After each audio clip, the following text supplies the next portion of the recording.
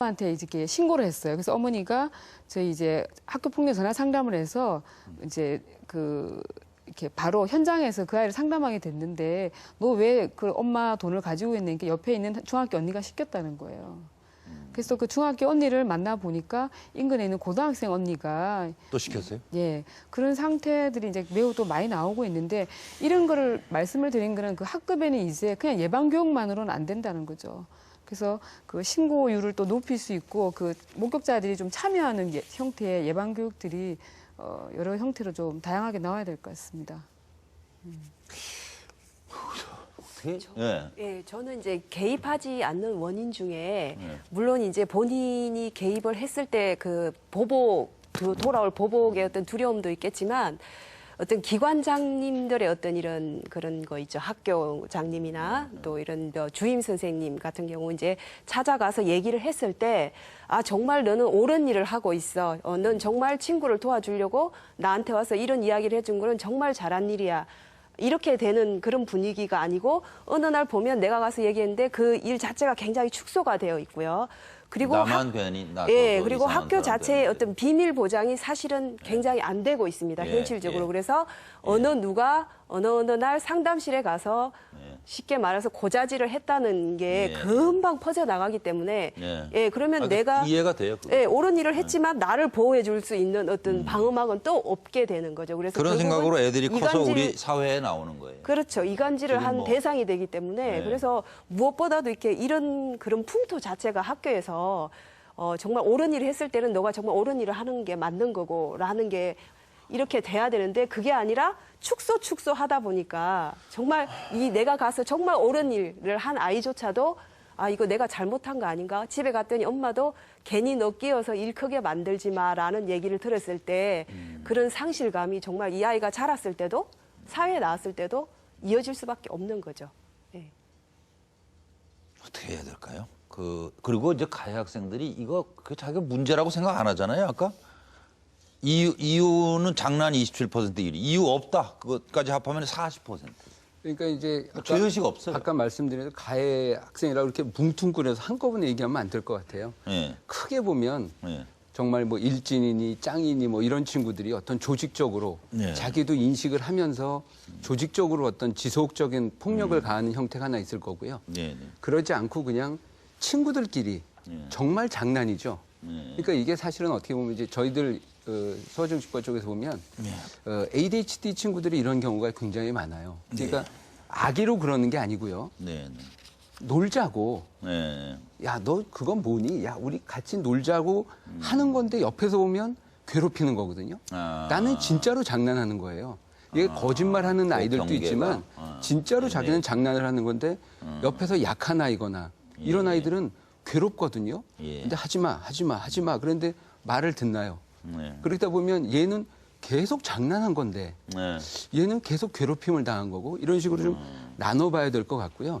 지금 논의가 굉장히 좀 이렇게 혼란스러운 이유 중에 하나는 저는 시스템적으로 접근해야 될 부분이 하나 있고요. 그렇죠. 개별적으로 접근해야 될 부분이 있다고 생각합니다. 그러니까 개별적으로 접근하는 건 뭐 얘 품성이랄지 엄마 문제 이렇게 하는 거지만 일단 저는 가장 중요한 시스템적인 접근은 어떤 경우에도 아이가 맞으면서 괴롭힘을 당하면서 학교를 다니면 안 된다라는 큰 원칙에서 접근을 해야 될 것 같아요.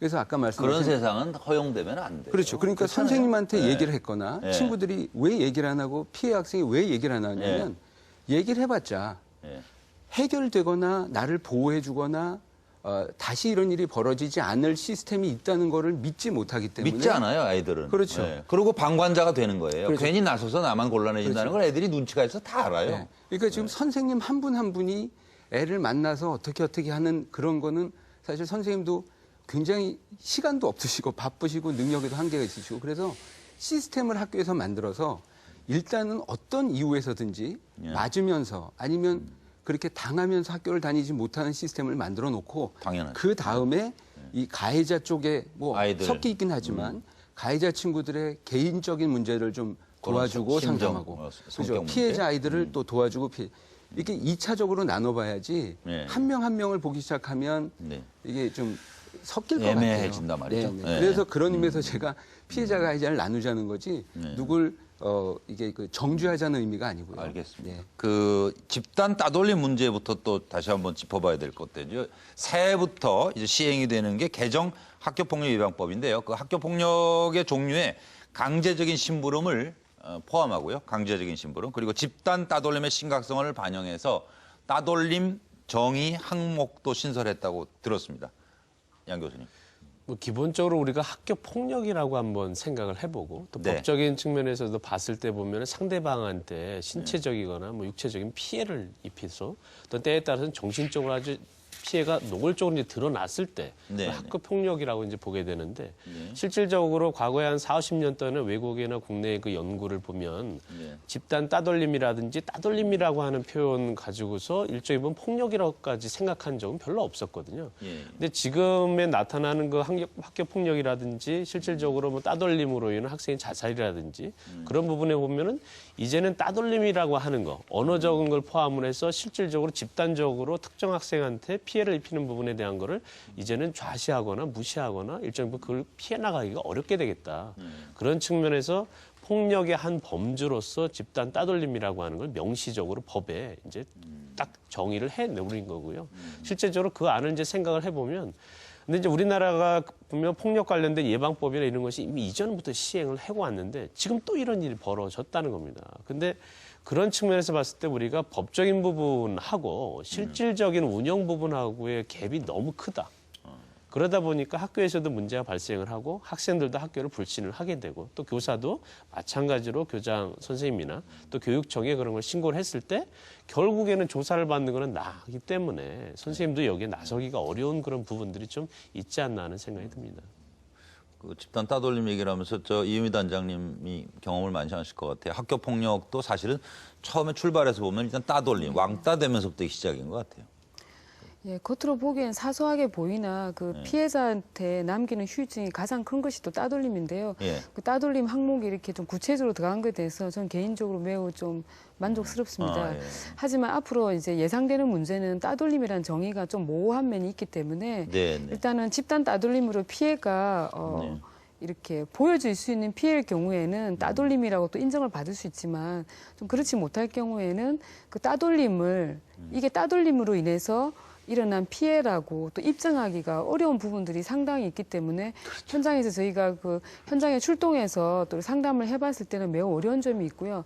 또 특히나 그 피해를 당한 아이의 경우에 뭐 ADHD든 아니면 여러 가지 뭐 장애 요소를 가지고 있는 아이라든지 그런 경우에 또 따돌림을 당했을 경우에 그 참 상당히 어려운 상황들이 너무 예상돼서 앞으로는 학교 폭력 관련에 대해서 상담을 하시는 분이건 그 학교 폭력 대책 자치위원이든 간에 이 따돌림이든 학교 폭력에 대해서 굉장한 전문적 지식이 없이는 그 그렇겠네요. 현장에서 네, 정말 피해자 가해자가 입장이 바뀌는 경우가 허다합니다. 잘못 그래서 접근하면. 그래서 굉장히 또 억울한 상황으로 또 피해자가 가해자 간의 그런 갈등이 또 이사적인 갈등이 매우 일어나고 있는 것들을 앞으로 많이 예상할 수 있어요. 예. 그래서 이번에는 이제 논의를 특별 생방송 학교 폭력 무엇이 문제인가 이제 좀 그 학교 이야기로 가야 될 것 같아요. 이번 사태로 학교의 역할론, 책임론이 지금 집중되고 있는데요. 학교의 역할에 대해서는 교수님부터 좀 말씀해 주세요. 어떻게 지금 제가 변해야 그 될까요? 누누이 얘기 드리지만 이 사회에서 언론에서 이렇게 집중적인 보도를 했을 때 그때는 이미 늦은 시점이고요. 실질적으로 그걸 다 안 할 수는 없잖아요. 그러니까 하여튼 늦었다 지금 이런 하더라도 생방송이 됐건 뭐 네. 정부에서 내는 종합 대책이 됐건 여러 가지 대책이 있지만 가장 중요한 거는 현장에 그게 먹혀야 된다라고 하는 게 가장 중요한 겁니다. 네. 현장이 먹히려면 현장이라고 하는 건 결국 학교거든요. 학교고 학생 본인. 실질적으로 본인이 보면 가서 얘기할 학생 때가 있어요. 관련돼 있는 부분과 관련돼 있는 걸 생각을 해보면 이게 네. 가정이다라고 하는 생각은 저는 조금 아니라고 해요. 왜냐하면 네. 지금 현재 상황을 보면 아이들이 대부분 보면은 학교에서 쓰는 시간이 아침 8시부터 시작을 해서 중학생 같은 경우는 뭐 1시, 2시까지 하고 끝나면 또 학원을 가고 이렇기 때문에 가정의 역할보다는 실질적으로 학교라고 하든지 또는 학원이라든지 이거 정규 기관 관련된 부분들이 더 많이 포함이 돼 있고요. 예. 그런 걸 생각을 해보면 학교라고 하는 곳에서 그 교사의 역할이 얼마나 중요한지에 대한 걸 좀 생각을 해야 된다. 간혹 뭐 오늘 얘기 많이 나눴지만 선생님이 그 애가 만약에 얘기를 했을 때 못 본 척이라든지 뭐 못 들은 척이라든지 또는 뭐 왕따 관련돼 있거나 폭력 관련된 부분에 대해서 이게 문제가 되지 않는 것처럼 이렇게 생각을 한다든지 이런 식의 사고를 가지고 있는 건 제가 보기에는 교사로서의 책임이 좀 약간 그 깊이 좀 반성을 해야 될 부분이 분명히 있다. 작년 6월 교총 설문조사, 초중고 교사 3,000명에 대한 설문조사를 보면 무려 96.9%의 교사가 수업 중에 문제 학생을 발견해도 일부러 회피하고 무시한다라고 답변한 것이 오늘날 우리 학교의 현실입니다. 지금. 네. 근데 실질적으로 그러면은 그 상태에 있는 걸 일반인들이 계속 받아들일 거냐.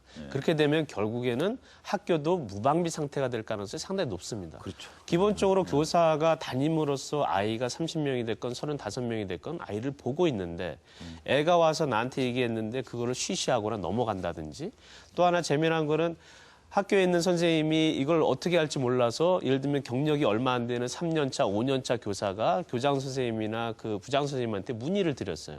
그랬더니 하는 딱 얘기가 알아서 처리해. 라든지 또 만약에 본인이 또 궁금해서 교육청에 있는 상담사나 교육청 장학사한테 전화를 걸었더니 무슨 일이 발생을 하냐면 그 장학사가 전화를 받자마자 바로 교감 선생님이나 교장 선생님한테 전화를 해서 이러이러한 해당 학교의 교사가 우리한테 이런 것 때문에 문의를 했다. 그러니 알아보셔라.